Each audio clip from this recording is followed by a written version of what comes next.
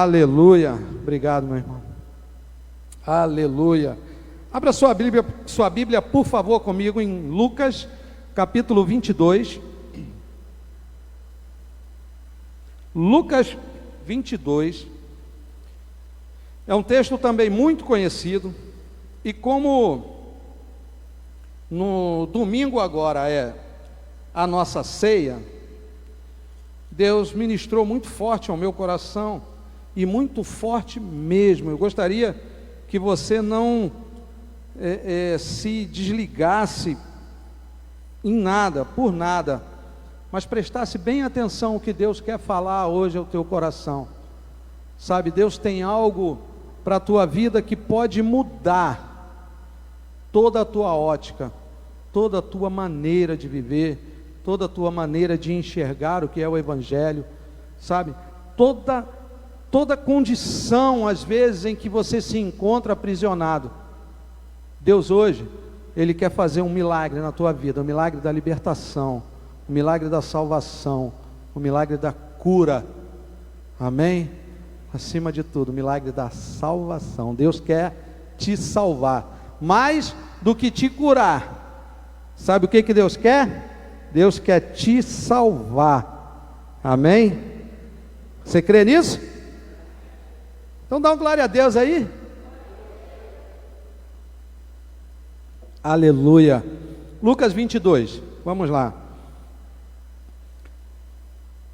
Lucas 22, versículo 1. Estava, pois, perto a festa dos pães asmos, chamada de Páscoa, e os principais dos sacerdotes e escribas andavam procurando como matariam a Jesus, no caso, porque temiam o povo. Entrou, porém, Satanás em Judas, que tinha por sobrenome Iscariotes, o qual era do número dos 12, fazia parte dos 12 apóstolos. E foi e falou com os principais dos sacerdotes e com os capitães de como lhe entregaria, os quais se alegraram e convieram em lhe dar dinheiro.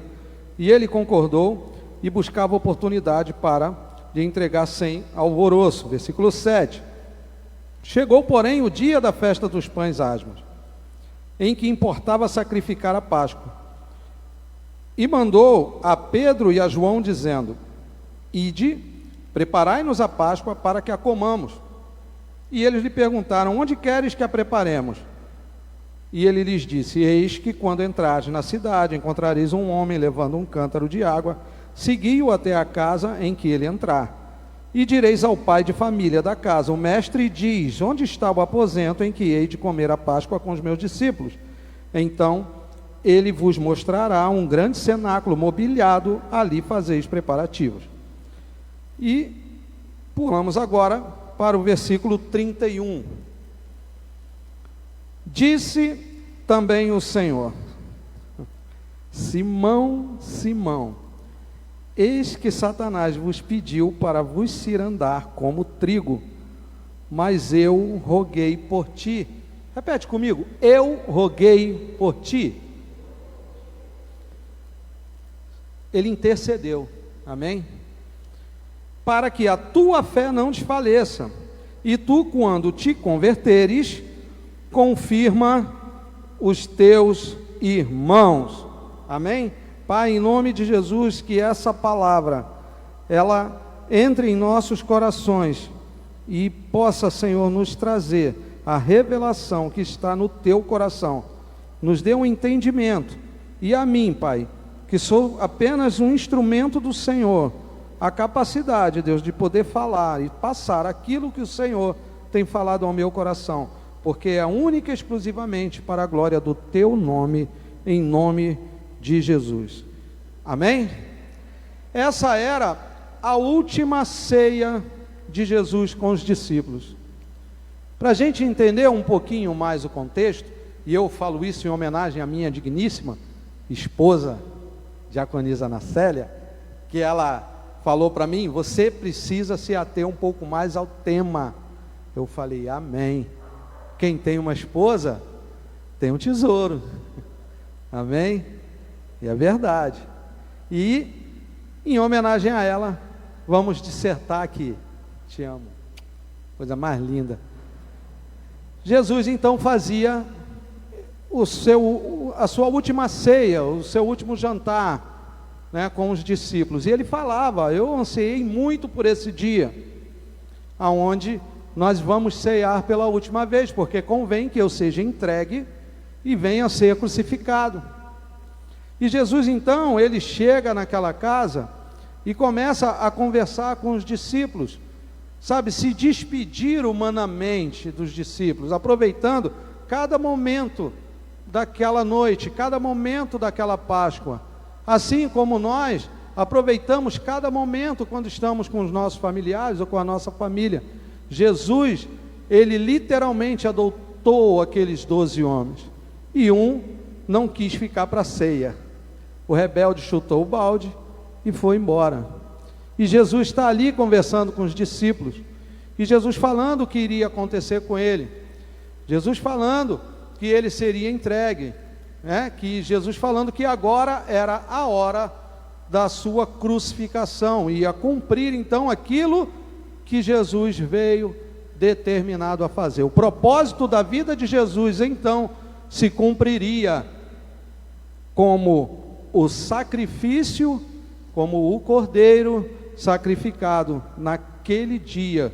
Começava então a sua, como nós conhecemos e que muita gente chama de Via Crucis, né? Jesus então está ali conversando, e de repente, para você ver, Jesus está falando de uma situação, né? Está falando da sua morte, está falando da sua crucificação, mas você sabe que tinha discípulo que não estava ligado no que estava acontecendo, e de repente 2 discípulos começam a conversar. Depois você lê esse capítulo 22 de Lucas, você vai ver que tem 2 discípulos falando assim: cara, quem é que vai ser o maior no reino de Deus? Quem será o maior aqui? Sabe, Jesus, ele olha para aqueles 2 e fala: rapaz, eu estou aqui falando do que vai acontecer comigo, vocês estão preocupados com coisas pequenas. Olha, no reino de Deus, o maior serve o menor. Quem sou eu? Jesus falando: eu sou o maior, e eu estou aqui servindo vocês. Para com isso, para de se preocupar com essas coisas que são pequenas e são tacanhas de verdade, e ao invés de atrair, ela só vai afastar.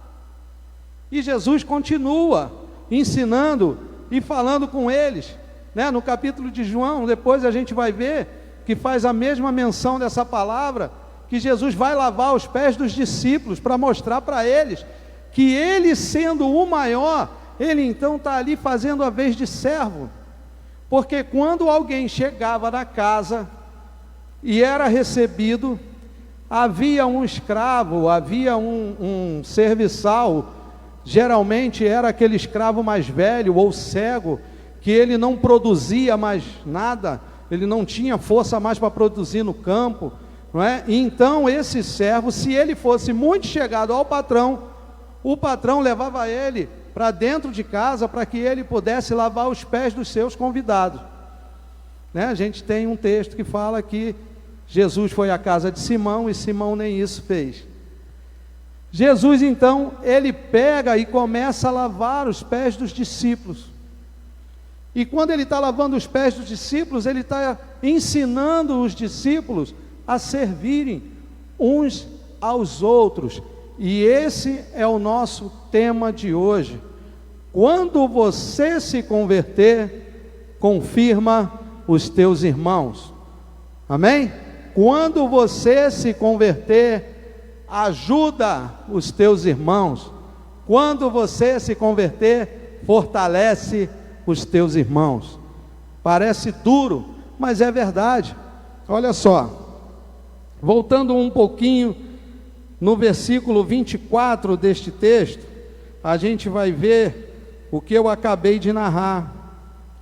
Houve também entre eles contenda sobre qual deles parecia ser o maior, e ele lhes disse: os reis dos gentios dominam sobre eles, e os que têm autoridade sobre eles são chamados benfeitores. Mas não sereis vós assim, antes o maior entre vós seja como o menor, e quem governa como quem serve. Pois qual é maior?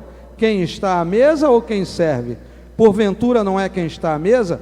Eu, porém, entre vós, sou como aquele que serve. e vós sois o que tendes permanecido comigo nas minhas tentações, e eu vos destino o reino como o meu Pai me destinou, para que comais e bebais a minha mesa no meu reino, e vos assenteis sobre trono, julgando todas as tribos de Israel.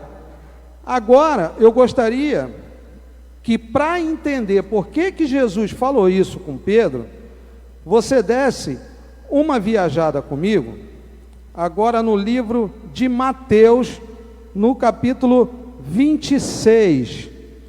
Nós vamos entender por que Jesus fala então com Pedro que Satanás pediu para que Ciro andasse a ele, sabe? E o pior não é Satanás pedir, o pior é que Satanás teve permissão.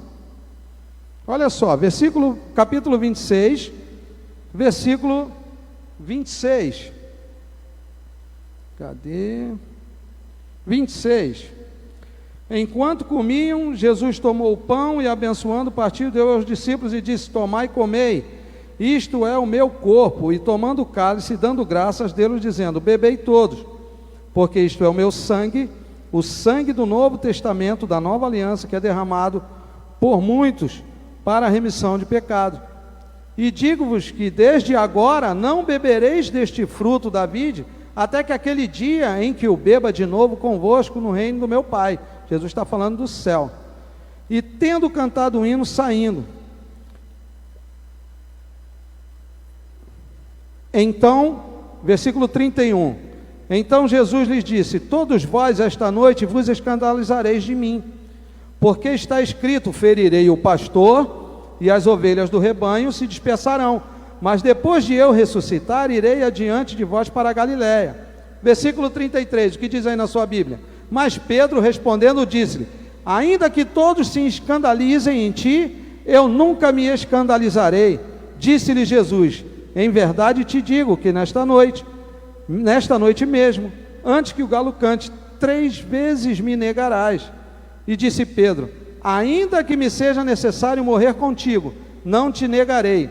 E todos os discípulos disseram o mesmo. Na continuação desse diálogo, Lucas escreve que Satanás teve permissão para cirandar a vida de Pedro. Pedro está dizendo para Jesus que ele não vai abandoná-lo. Pedro está dizendo para Jesus que está tudo certo, que ele entendeu o caminho do Evangelho, que ele entendeu a palavra da verdade, e que de maneira nenhuma ele vai negar a Cristo. E Jesus vira para ele e fala que é assim: Pedro, menos, baixa a tua bola, porque você ainda não está pronto, cara. Pedro, essa noite Satanás pediu para te cirandar como trigo, e ele teve permissão para isso, mas eu intercedi ao Pai, para que a tua fé não viesse desfalecer. Você sabe o que acontece? Passamos por tribulações, passamos por situações que vêm de verdade provar a nossa fé, e a gente vem para o culto de quarta, vem para o culto de domingo, e a gente está assistindo o culto na internet, e a gente se acha super cristão, super poderoso, nada vai me abalar, nada vai me alcançar, eu sou lavado e remido no sangue do Cordeiro, e mas sabe quem levou Jesus para ser tentado no deserto? O Espírito Santo.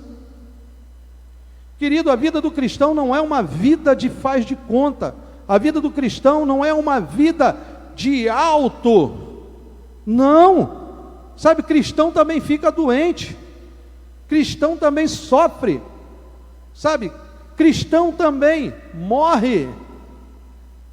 E Jesus está falando com Pedro: Pedro, você está andando comigo há 3 anos, mas você ainda não é convertido, porque quando você se converter, confirma os teus irmãos.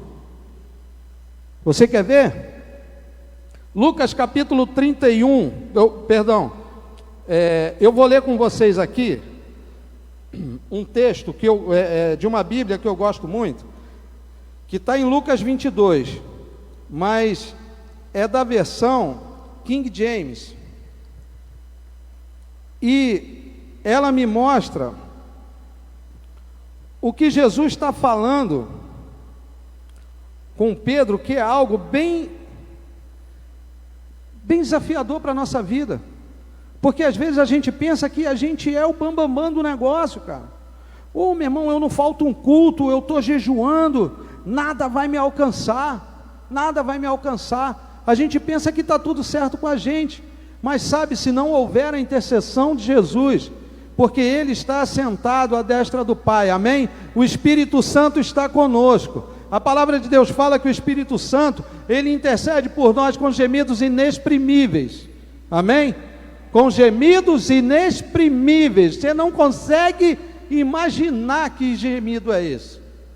E Jesus está à destra do Pai falando assim, ó: Pai, eu morri por eles, eu paguei o preço por eles. E Satanás está lá falando assim, ó: deixa eu pegar ele, deixa eu pegar ele. Sabe, igual um pitbull, ele está lá: deixa eu pegar ele, deixa eu ir lá dar uma mordida nele, sabe? E numa dessa, Deus falou assim: tá bom, vai lá tocar em Pedro. Aí Jesus, opa, peraí, algo está acontecendo no mundo espiritual, eu preciso estar ligado para entender o que acontece no mundo espiritual.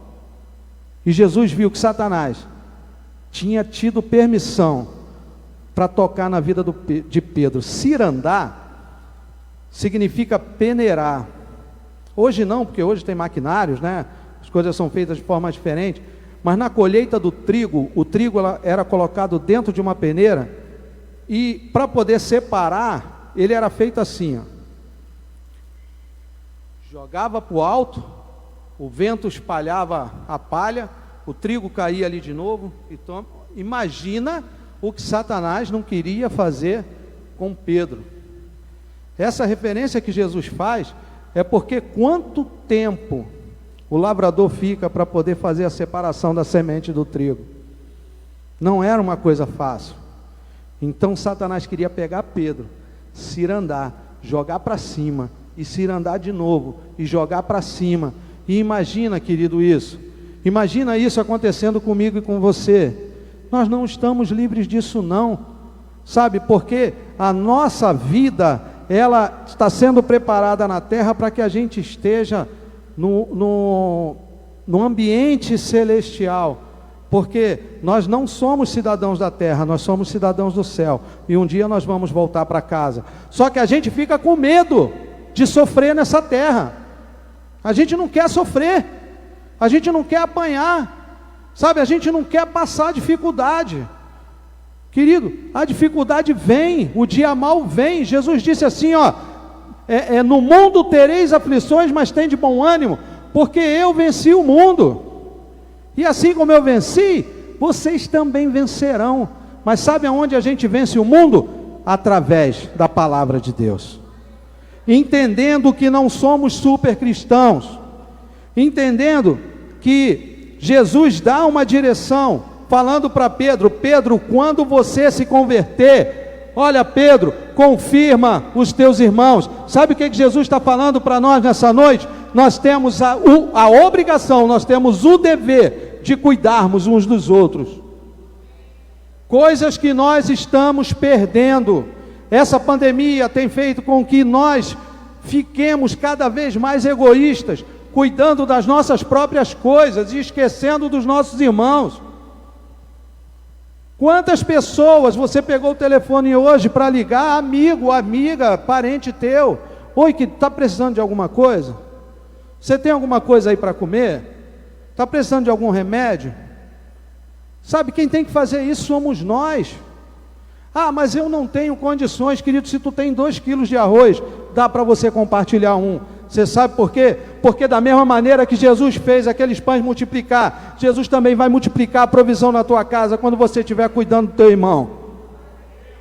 E eu falo isso porque Jesus tem feito isso na nossa vida. A minha família é um testemunho vivo do que Jesus tem feito com o pouco que nós temos. Sabe, Jesus tem nos levado a levar o seu amor e a provisão, e Ele tem feito multiplicar na nossa casa.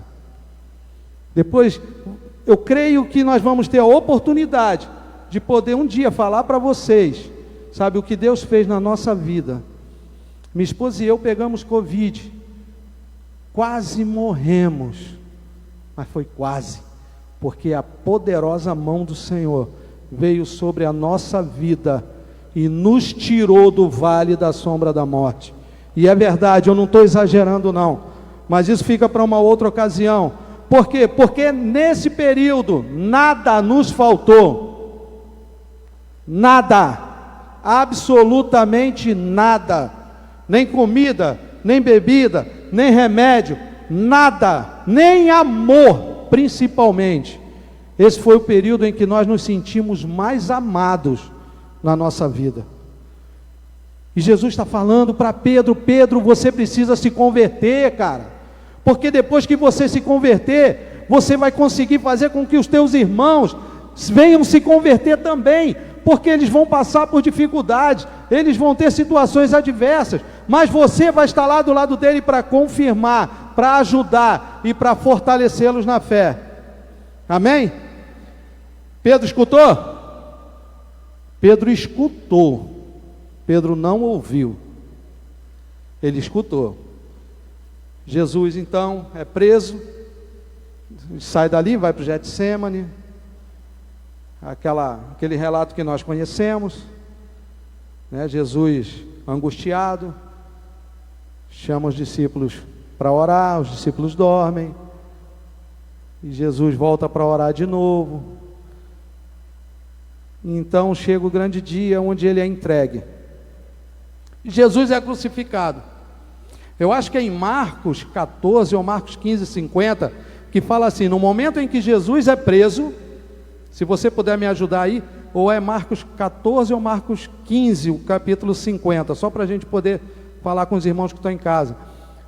A Bíblia fala que, logo assim que Jesus é preso, todos os discípulos deixando-o, fugiram, foram embora, nem olharam para trás. 14:50, obrigado, pastor Roberval. Marcos 14:50, todos os discípulos deixando Jesus, fugiram, e Jesus é crucificado. Sabe o que Pedro vai fazer? Ele vai pescar. Não tem nada para fazer, Jesus morreu, vou pescar. E ele sai para pescar. E nessa pescaria, algo sobrenatural acontece. Por quê? Porque aonde há a presença do Senhor, algo sobrenatural tem que acontecer. Eles vão, pescam, ficam no mar a noite inteira, não arrumam absolutamente nada. Quando eles estão chegando na areia, então tem um homem lá, parado, com um lanche preparado para eles. João olha e fala assim: é o mestre.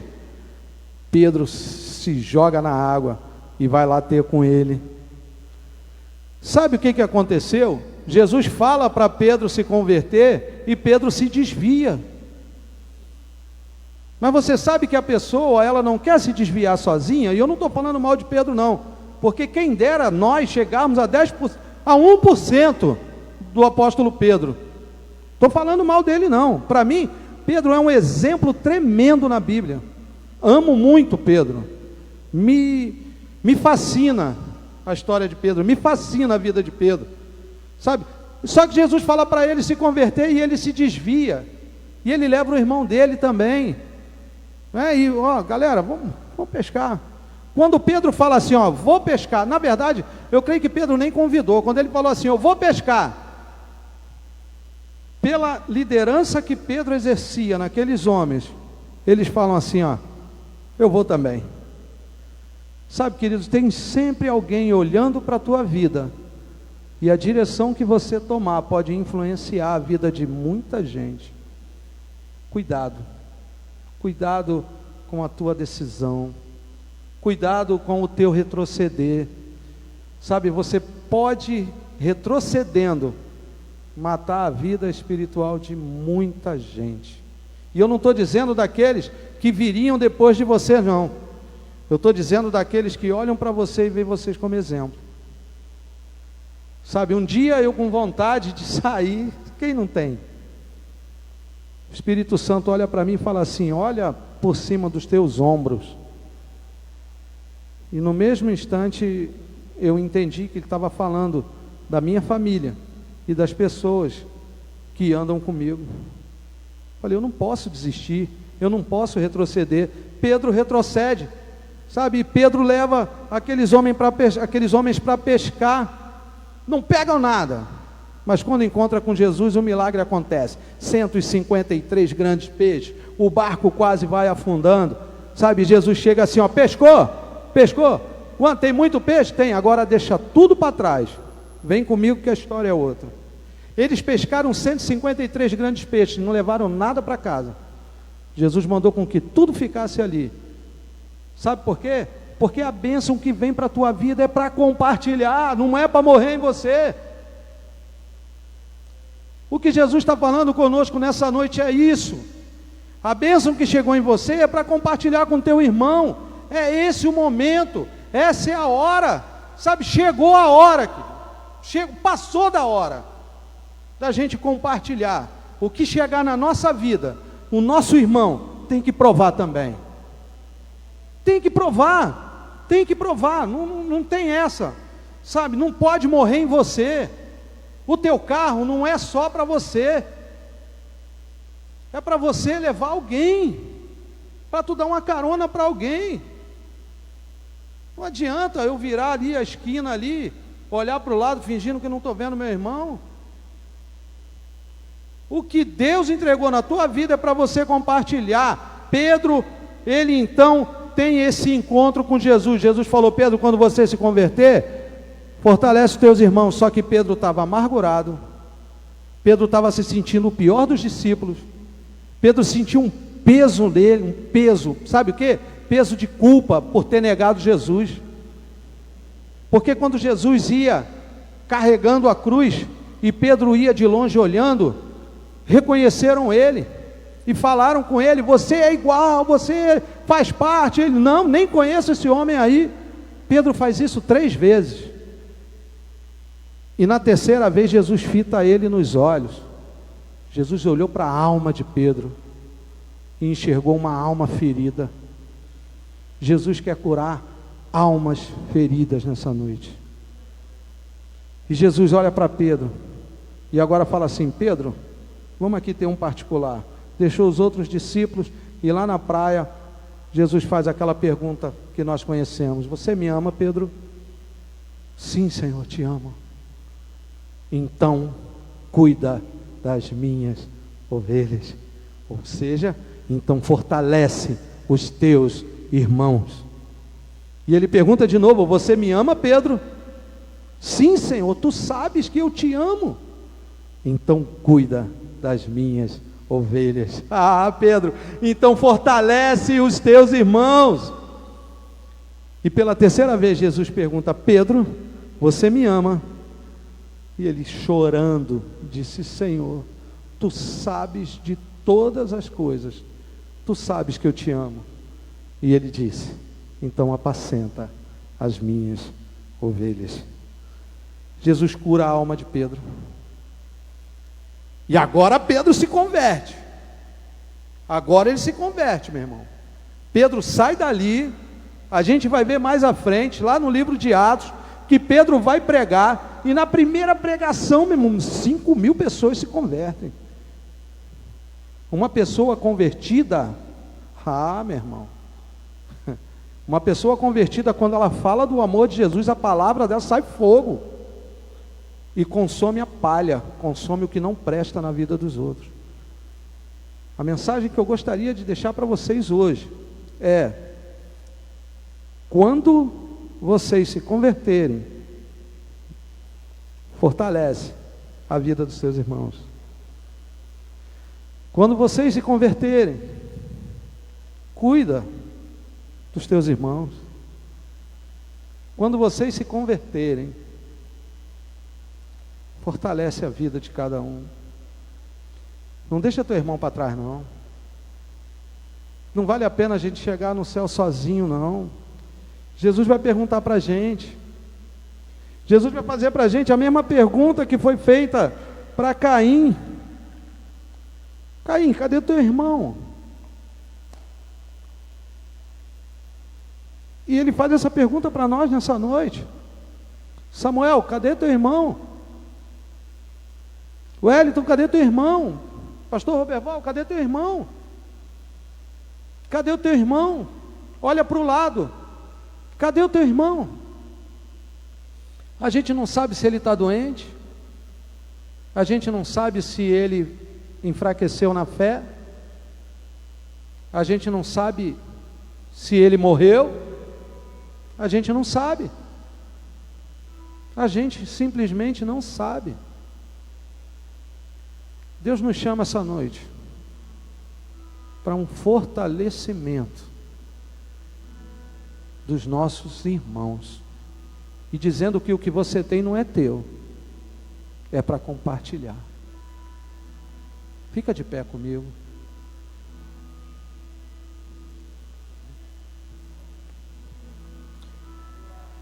Feche os seus olhos. Deixa Deus falar com você nessa noite.